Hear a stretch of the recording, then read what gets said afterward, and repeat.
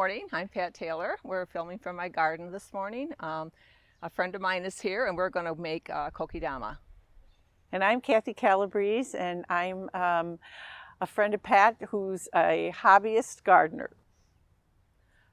Many of you have probably seen Kokedama. They're those cute little balls of moss that are hanging in the garden centers or are done in faux plants so that you can enjoy them longer. They take very simple ingredients. You get to play in the mud. So Kathy and I both like to get our hands dirty and we like to do creative things. So we're going to give it a whirl today. I made some samples yesterday, so I'm one step ahead of her, but that's about as far as that experience goes. So we each are choosing the kind of plants that we want. You can use perennials, you can use annuals. Kokedama in Asia, they use perennials, which they train to different shapes. They groom the roots. There's a very traditional approach to it. We're going to take that look, the finished product, but we're not going to do the extensive work that they do because we have a different outcome. We want something annuals that we're going to use in our gardens this summer, and we're not going to plan to save them over. And I've never done this before, so it's all new to me. Okay, but it's really quite simple other than it's very messy. So we're outside today because it's a great day. It's a great day to have fun outside. That's one thing we can do in the lockdown time is to get together alone, or how do they alone together, however they say it, and it works out really well for this. So the first thing that you need to do is to pick a plant, like I said, and Kathy, what are you going to use today? I'm going to use some impatiens. And hers, as you can see, they're just starters. She just bought them. So they're going to get a lot larger, but they get very full without needing a whole lot of root space. So they're a perfect choice for a Kokedama. I'll probably use the impatiens today too, because I want to make some white impatiens for in my garden in the shade area to bring a little lightness and brightness back there. So the first thing we got to do is take our little babies out of their pots.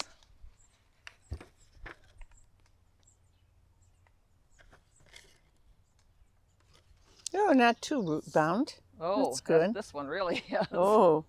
Yeah, so they're now difference? Rectangular in the shape of the pot, and we want to make them spherical. We want to make them round. The whole idea behind this tradition is to appreciate the beauty and the harmony and the peacefulness of just the single blossom or the single plant. It's an aesthetic thing. It's how it looks. So it's very important to think about that as you're finishing. And the one thing we do want to do is make sure the plant is beautiful. So we have to take good care of it. So we're going to start with the inner ball, which is the rooting compound or the soil that we're going to use. We have annuals. So annuals in this little shape, they need a lot of moisture because they're hanging in the air. They don't have a ceramic pot or a clay pot giving them moisture. So we're going to add sphagnum moss to our potting soil so it holds more moisture. The outer... That's this stuff, right? Right. The outer material is another kind of moss, sheet moss, and that'll also hold moisture. It's very dry. Well, actually it grows even in Wisconsin in the bogs. It's very moisture retentive, which is why we want to use it. It's like a natural sponge.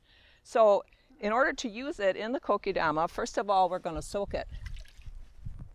As you can see, look how much moisture this holds. Wow. So that's why it's so good to have around your root ball. Mm-hmm. So, okay, so I should just get some water and pour it on there? Mm-hmm. All right. Or you can just put your whole hand in the water or let it sit in there in advance.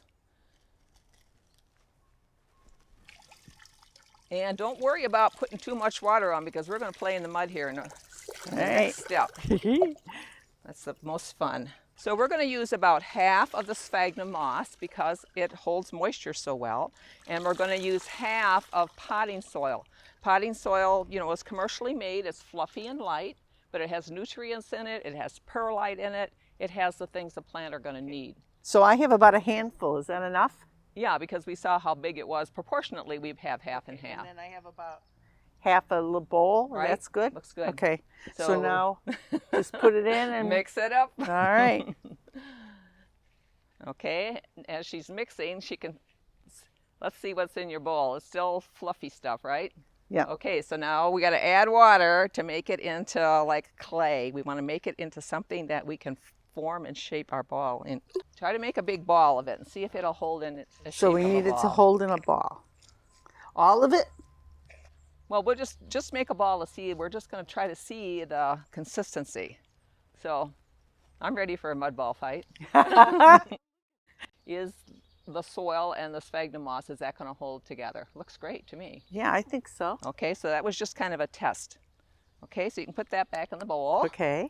So now we're going to take our little plant, and as we saw, mine is really root bound, and as a little bit. when you get annuals at the big box stores or wherever, they usually need a little help. You don't want, they've been growing in those tiny containers, so you want to get some of that soil off, and even I'm going to take some of the roots off of mine because they were too tight. We are going to want to have a round shape, so we can start doing that now, even knocking off the soil to make a round shape ball.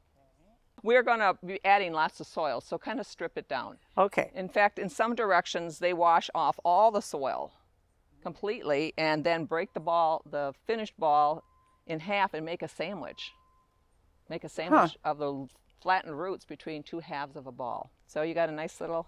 Yeah, I think so. Okay, so now this is where we start to put the soil around.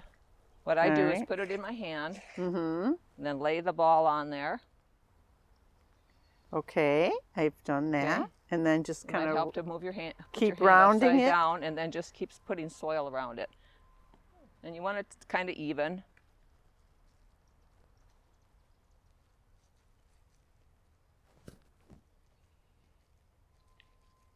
And of course you need to add some on the bottom like you were talking. You know, you're going to give the space for the new little roots to grow. My soil seems to have a lot of twigs and stuff in it. I should probably eliminate those. Right, yes. Potting soil has a lot of things in there that'll help the plants aerate and that'll hold moisture, but we don't really need it for this application. And like you can, as you're having trouble with it, it's keeping your ball from holding together well. When we finish these, it might look a little disproportionate. The moss ball may look like it's too large, but these kind of plants grow very quickly. Yeah, they get pretty big. Right. So. And we don't want to have to redo it right away. Yeah, and I've got enough soil here, I think. I seem to be squeezing out all the water, though, as I... Well, that's all right, because we can dip them at the end. Okay. You want to get as much water as you can around the roots right to start out, because, you know, it's kind of hard on a plant to regrow all that. Mm-hmm. And water is a concern because it's so hot here in Wisconsin in the summertime. And one thing that I thought about, which maybe isn't 100% necessary, but you can get these little water beads. Have you seen those? I've seen those. I always wondered what to use them for. Well, they're great to put in soil in plantings because they absorb moisture and they swell up, and then they gradually release as the soil dries out. So what I did for mine is just put some on the bottom. So next we have to take our sheet moss. Moss grows naturally here in Wisconsin in the woods where it's shady, and you'll see it on the ground looking like this. These are grown commercially, and they just remove them and seed them again so that you don't destroy the environment. But this is the part that would be to the ground, and it grows in sheets, and that's why they call it sheet moss. That's not the scientific name of it, but it's named after how we want to use it. So when we get it, it's pretty flexible, but the big thing, we're using it because it's beautiful, but it also holds water again. That's another reason. So we're going to soak our sheet moss, Kathy. Oh, okay. Just throw it in there for a little bit. Okay, so the sheet moss is one way to cover the outside of the ball. You can also use this cocoa fiber, which when you buy those liners for your hanging baskets, this is just a section of it, but you can tease that apart and use that to cover the ball as well. That's what I did on this little guy. If some of you do fairy gardening, you might have a lot of natural materials that you really like a lot. I mean, the texture and the feeling that you get by looking at natural objects, you can use those to put on the balls also with hairpins. Okay, so let's see, how is our moss doing?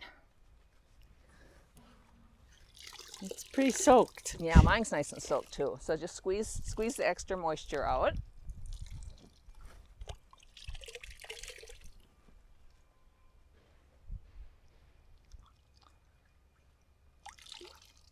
So it's still pretty much in sheets, isn't it, Kathy? Yes, it is. So you don't have to, we can use that to our advantage when it's all ready to go. Okay.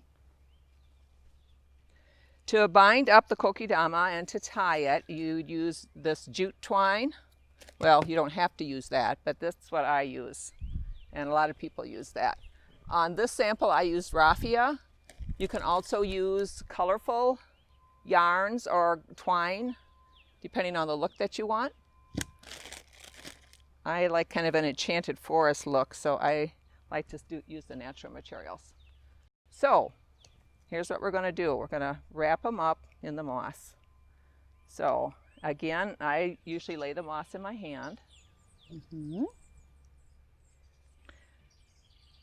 And then lay the ball on there. You want it right up to the top. Okay. As we work, we can tear off and trim, you know. If we get a hole, we can fill it. But it just clings right to our little mud ball, so that's kind of fun to work with. It's like a little blanket. Okay, so this is sticking all by itself. Do you find that to be true? Sticking pretty good? Part of it is. Wherever my hand was, it's sticking Okay. pretty good. So then you just keep filling in the holes. Oh yeah, there it goes. It's sticking good now. Good. Fill in the holes. And like I said, this looks a little like the ball is too large in proportion to our plant, but we're planning for the plant to grow.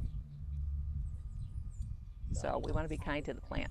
Now, if it overlaps a bit, should I trim it off? You want it to look round, spherical. So if if it's going to lay down nice, that's fine. If you think it's making it lumpy, then just pull it off. Okay, I always do the bottom last. So there's the bottom of my Kokedama ball. So I have been sprinkling these little water retentive beads in there. Forgot about those. It's like I scalped them. I scalped my ball. All right, so I just put some of these on the bottom? Yeah, I just sprinkle them on there because the moss is going to hold it in. So we add our synthetic thing to our very natural. Well, we're doing the modern method. It's the 2020 version.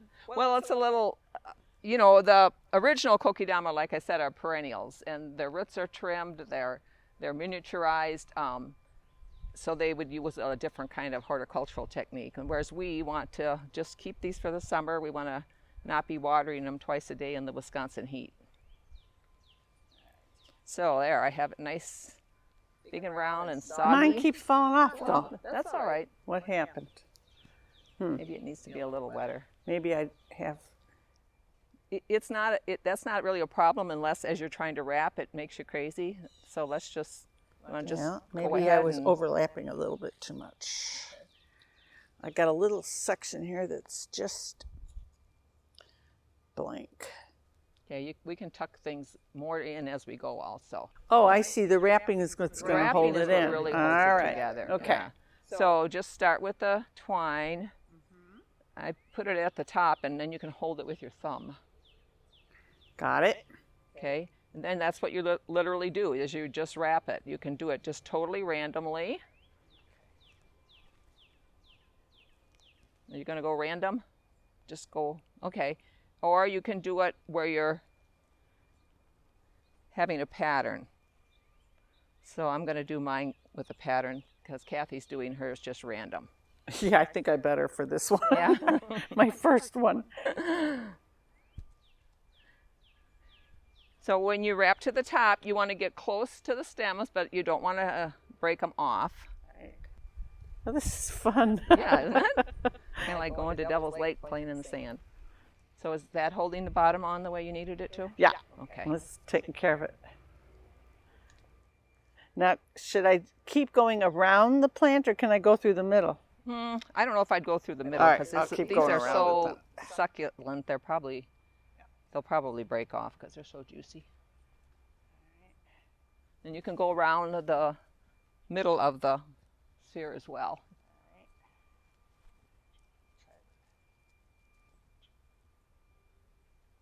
Actually, when we were looking at our samples this morning, we realized that as the twine gets wet and it's hanging, you hardly see it. So I guess, you know, you don't have to be real concerned about Will this moss grow looks. over it? I'm not sure that it will, but the plant is going to grow bigger. Yes, I see. Okay. And it's okay if some boings out, you know, it's part of that look. Oh, that's cute. I really like the random myself better, but well, I just wanted to do one each way so each person has their own idea about what they like. Okay, now do you remember where the end is so you can tie it? I guess I should have mentioned that. You started at the top. Here it is. Okay. So now we tie those two together. Yeah, you can just set it down. and just like a knot. Yeah. Okay. Ta-da! Ah, cool. So there's our Kokedama. Oh, look That's how it pretty. finished. I kind of like your. Well, see, yeah, it's really a matter of aesthetics. Yeah. It's just that when you wrap it regular, you just need to think of the rhythm, and when you do it that way, it's like a little, almost like a little yarn ball, like a little net. So we know that these are going to get big, and they're going to make kind of a mounded blossoms. Right now, mine looks a little sparse, I think. But how do I hang it? I cut it Kathy off. noticed that I left the tail on. That's how I do them. I leave it really long and use that to hang with. So all you have to do, my dear, is just tie another string on. Just find it. Okay. So and part of the choice is, do you want a single string? Or do you want it doubled? Depends on kind of what you like. I leave them really long because I never know where I'm going to display them, and I don't like the looks of a knotted hanging string. Okay. Let's see. So you want to just make sure that it's tight, because this isn't super heavy, but it'd be a shame to have them crash. You just can start tying off where at the top there, Kathy. Just tie on one of your X's. Okay. That'll be the strongest point. Take it away, Okay. Kathy. So I'm gonna make my mud. Ugh. Careful. I don't want to waste any. Remember, we're going to dip the sphagnum moss because we want the plant to get all the moisture that it can to start with. Okay. So dip this. Ooh, that holds a lot of moisture, doesn't Yeah, it? so that's really good for the plant because it's hanging up in the air, and it's hot in the summer. We're letting it live in the shade, but still the air temperature gets really hot here in the afternoons. Okay. So mix it in.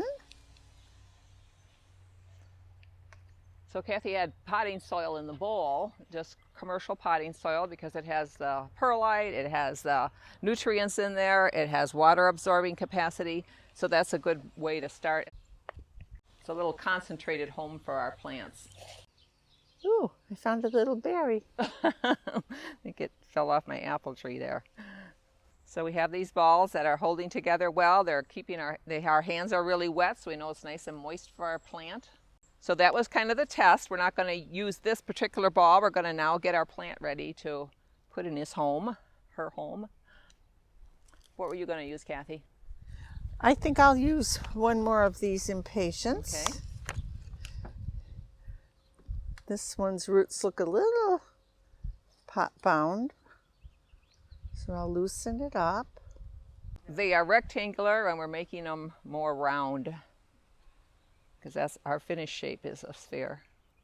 Gently, gently for my new little guy.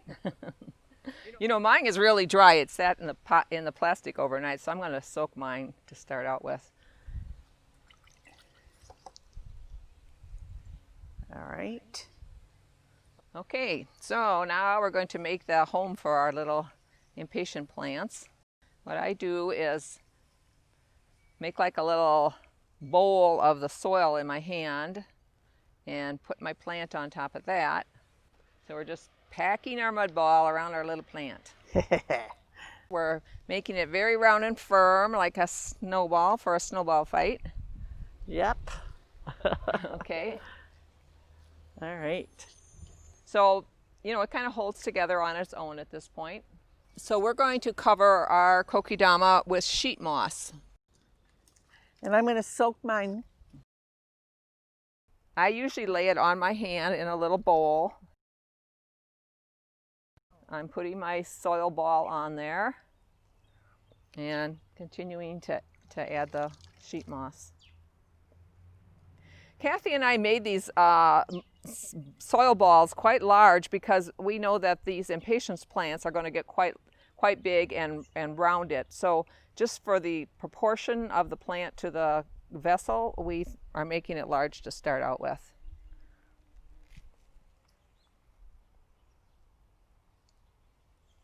So we're just putting the sheet moss all around. We're pressing it. It kind of clings a little bit all by itself. Don't you find that to be the case, Kathy? Yes, it does. And she's tearing it off, trimming it, make it fit where there's a blank.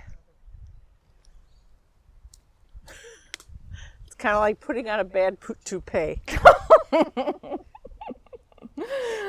Oh, and you're rounding it as you go. You can see, just keep moving it around in your hand.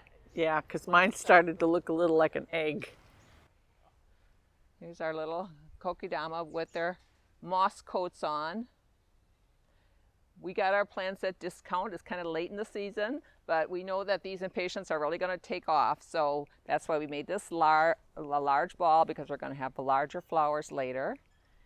So now we're going to wrap the balls. It's a hanger, and it also is what holds this all together. It takes quite a bit more than you think it'll take. I've heard say 9 feet. So my wingspan is almost 6 feet. So as you can see, Kathy, just going around like a yarn ball. You want to go close to the stem of the plant, but you don't want to bruise it. You kind of, I don't know, what would you call it? Is it firm? I mean, how are you saying you're pulling? Just firmly, right? Not tight? Yeah. It's very soggy, and if you pulled real hard, it would probably yeah. deform it. We used large pieces of moss for the most part, but if you had just small pieces of moss that you used for the covering, you'd want to make sure that you have enough twine covering so that it doesn't fall off later. So my twine covers the bottom, goes around the sides. I think I've got a good covering here with the twine. I think I can stop. Oh, that's cool. It's coming. So Kathy's using multiple strands of thin twine in groups. That's a nice look. I like that. So she's kind of showcasing the texture of the twine as well as the plant itself. I think I needed to have a little longer than I did. So I'll just tie on a tie at the end. Yeah, using the multiple strips in each tie uses it up. It made it a lot, yeah. Right. But twine is inexpensive. Yeah. I found that you get a much better deal at the hardware store than you do at the craft stores, but that's just me. I'm always looking for cheap. Okay, while Kathy works on hers, I'm just going to use the single string, and you can see mine is off center because I like that look. I just think it's more interesting. But right now it looks really bare. It looks like I made a mistake. So I'm going to add some filler in here that the plant will cover up later, or I can take off later. All right, here. There, Kathy. Kathy's looks like a little garden purse. It's just so cute with the 2 handles. So when the Kokedama are hung in a group, that's called a string garden. So here's our little string garden made with impatiens, and impatiens are shade lovers. And in the shade, there's less evaporation and there's less heat. So this would be a great little project in a shade garden. So when they they are wet and they're ready to grow right now, but after a couple days in the heat, they're going to need a drink. So what are we going to do? So what should we do? Spray them with a hose? Well, you could spray them with a hose if you have like a fine mist, because you don't want to break them. And you know what? They kind of swing in the wind. Oh, okay. So what you could do is take a bowl of water and just dip them right in there. Oh. And they'll sit there for a couple of minutes, and it's soaking up. The outside moss is getting wet. It's soaking up in. The sphagnum moss is being like a sponge and holding water for your plant. But the cool thing is they're never sitting in water as far as root rot. There's moisture all around them, but they don't have that root rot, which is really great. So when I take the bowl away, guess what? Whoa, it is quite messy. But we are using ours outside, so we're not concerned about the mess. But if you were going to have these hanging in your house, you would probably want to sit them on a plate and let them dry out that way. And as the water runs through, it's giving the plant the water that it needs to grow. But after a while, since we're running the water through our potting medium, we're also washing out some of the fertilizers. So like every couple weeks or so, you want to use a diluted plant fertilizer in the water when you do your dip or your spray, however you're going to do it. And it'll help your plant grow a lot bigger, and it'll also keep it healthy. They look good just hanging on you. You just got to stand in your yard with those. So what do you think? Yeah, I think they look cute. They look totally cute.